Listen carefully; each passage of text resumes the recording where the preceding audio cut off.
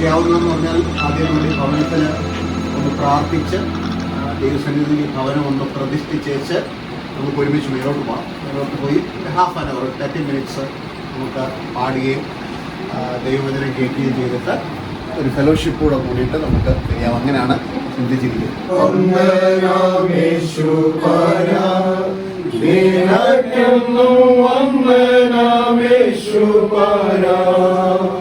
വന്ദനം ചെയ്യുന്നു നിന്നടിയാ തിരുനാമത്തിനാദരവാ.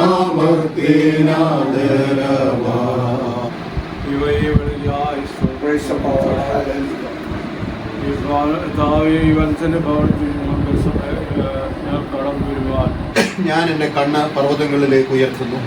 എനിക്ക് സഹായം എവിടെ നിന്ന് വരും? എൻ്റെ സഹായം ആകാശത്തെയും ഭൂമിയെയും ഉണ്ടാക്കിയ യഹോവയിങ്കൽ നിന്ന് വരുന്നു.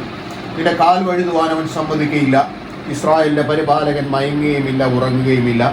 അത് ദൈവസന്നിധിയിൽ പ്രാർത്ഥിച്ച് ദൈവനാമ മഹത്വത്തിനായിട്ട് സമർപ്പിക്കുകയും അവരുടെ ഈ സന്തോഷത്തിൽ അവരോടൊപ്പം സന്തോഷിക്കാനും ദൈവത്തെ സ്തുതിക്കാനുമാണ് അവരുടെ ഹൃദയത്തോട് ഏറ്റവും അടുത്തിരിക്കുന്ന പ്രിയപ്പെട്ടവർ കുറച്ച് പേര് മാത്രമായിട്ട് ഇത് ക്ഷണിച്ച ഈ ഭവനത്തിൻ്റെ ഉള്ളിൽ നമ്മൾ വന്നിരിക്കുന്നു.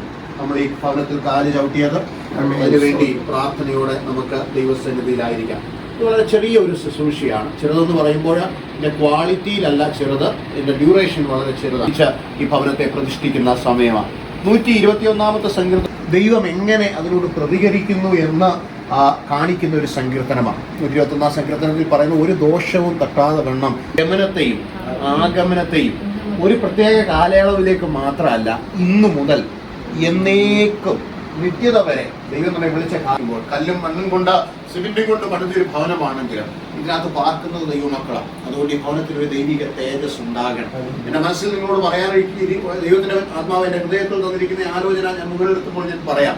അവിടെ ഞാൻ ഉദ്ദേശിക്കുന്നത് ദൈവത്തിന്റെ പ്രസൻസ്. ഓരോ റൂമുകളും അനുഗ്രഹിക്കപ്പെടണം. കാരണം ഇതെല്ലാം നമുക്കുള്ള ദാനങ്ങൾ എല്ലാം ദൈവം തന്ന ദാനങ്ങളാണ്. സോഴ്സ് എന്ന് പറയുന്നത് ദൈവമാണ്. നമുക്കതിന്റെ അടിസ്ഥാനം എന്ന് പറയുന്നത് ആളുകൾ കാണുന്ന ഒരു ഭവനമായി തീരണം. നമുക്ക് ദേവാലയങ്ങളില്ല, ദേവാലയങ്ങളുണ്ട്. ആ ദേവാലയങ്ങളിൽ നമ്മൾ കോർപ്പറേറ്റ് വർഷിപ്പിന് നമ്മൾ കടന്നു പോകും. എന്നാൽ പലപ്പോഴും നമ്മൾ ലഭിച്ച നന്മ നമ്മുടെയും നന്മയാണ്. ഹൃദയപൂർവ്വം ദൈവത്തിന് സന്തോഷത്തോടെ ദൈവത്തെ സ്തുതിച്ച് മഹത്വപ്പെടുത്തുവാൻ, പ്രിയപ്പെട്ടവരുടെ സന്തോഷത്തിൽ അവരോടൊപ്പം സന്തോഷിക്കാൻ ഒരു അവസരം ദൈവം തന്നിരിക്കുമ്പോൾ മഹത്വപ്പെടുത്തുന്ന പരിശുദ്ധനായ ഞങ്ങളുടെ നല്ല ദൈവമേ, സകല നന്മകളുടെയും ഉറവിടമായ ഞങ്ങളുടെ സ്വർഗീയ പിതാവേ, ഇത് വൈകുന്നേര സമയത്ത് ഞങ്ങൾ ഒരുമിച്ച് ഒരു ഹൃദയത്തോടെ അങ്ങയുടെ മുമ്പാകെ കടന്നു വരുന്നു. അങ്ങ് സകല നന്മകളുടെയും ഉറവിടമാണ്. നല്ലത് മുഴുവൻ അങ്ങിൽ നിന്നാണ് വരുന്നത്. അങ്ങ് സകലത്തെയും നിർമ്മിച്ച ദൈവമാണ്. ആയിട്ട് ഇങ്ങനെ അനുഗ്രഹിക്കപ്പെട്ട ഒരു ഭവനം അവർക്ക് ദാനമായി അങ്ങ് നൽകിയത് കൊണ്ട് സ്തോത്രം ചെയ്യുന്നു. ഇതിനെ പിന്നിലുള്ള ഭൗതിക നന്മകൾ അവരുടെ കയ്യിൽ നിന്ന് വന്നപ്പോൾ അധ്വാനിക്കാനുള്ള കരുത്ത് നൽകിയത് അങ്ങാണ്. അങ്ങനെയാണെങ്കിൽ ഞങ്ങളുടെ സകല ഭൗതിക നന്മകളുടെയും മുഖമാറാകണമെന്ന് പ്രാർത്ഥിക്കുന്നു കർത്താവേ. ഇന്ന് വൈകുന്നേരം ഞങ്ങൾ ഒരുമിച്ച് ഈ ഭവനത്തിന്റെ ഉള്ളിൽ കാൽ ചവിട്ടി നിന്നുകൊണ്ട് ഈ ഭവനത്തെ അനുഗ്രഹിച്ച് പ്രാർത്ഥിക്കുന്നു. ഇതിന്റെ ഓരോ മുറികളും അങ്ങയാൽ അനുഗ്രഹിക്കപ്പെടുവാൻ ഇടയാക്കണമേ. അങ്ങേക്ക് ഞങ്ങൾ ഈ ഭവനം അങ്ങനെ കരങ്ങളിൽ ഏൽപ്പിച്ച് പ്രാർത്ഥിക്കുമ്പോൾ ഇതിന്റെ 99% അതിന്റെ 100% ഈ റൂമുകൾ ഇവിടെയുള്ള കാര്യങ്ങൾ ചെയ്തെടുക്കേണ്ടുന്ന കാര്യങ്ങൾ പ്രിയപ്പെട്ടവർ താമസിക്കുമ്പോൾ നടക്കേണ്ടുന്ന രക്തവെക്കാലത്തും ഉണ്ടായിരിക്കണം. പ്രിയപ്പെട്ടവർക്ക് തിന്മകളൊന്നും ഈ ഭവനത്തിൽ ഭവിക്കരുത്. പ്രിയപ്പെട്ടവർക്ക് അപകടങ്ങളൊന്നും ഈ ഭവനത്തിൽ ഫലിക്കരുത്. ഞങ്ങൾ ഒരുമിച്ച് യേശുവിന്റെ നാമം ചൊല്ലി ഈ ഭവനത്തെയും ഈ കുടുംബാംഗങ്ങളെയും അനുഗ്രഹിച്ച് പ്രാർത്ഥിക്കുകയാണ്.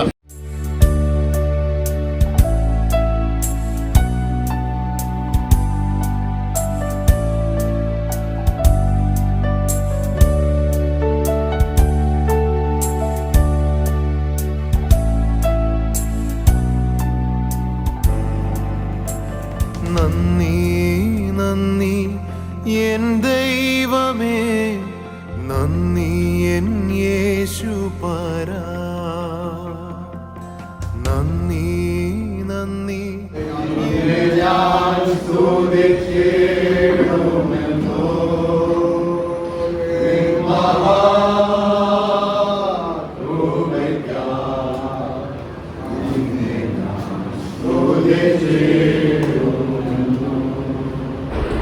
അങ്ങനെ ഒരു നീണ്ട ഒരു പ്രസംഗമൊന്നുമല്ല, മറിച്ച് നമ്മുടെ ഈ ഒരു നന്മയിൽ ഒരു ഭവനത്തിന്റെ ഉള്ളിൽ ഒരു പ്രാർത്ഥനയ്ക്കായിട്ട് നമ്മൾ കടന്നു വന്നപ്പോൾ ഒരു ഭവനത്തിന്റെ ഉള്ളിൽ എങ്ങനെയാണ് ദൈവത്തിന്റെ പ്രവൃത്തി വെളിപ്പെടുന്നത് എന്ന് ചില വാക്കുകളിൽ പറയാനായിട്ട് ഞാൻ താല്പര്യപ്പെടുന്നു. നിങ്ങൾ അതേ ശ്രദ്ധിച്ച് കേൾക്കണം, ഒത്തിരി സമയം ഞാൻ എടുക്കുന്നത്.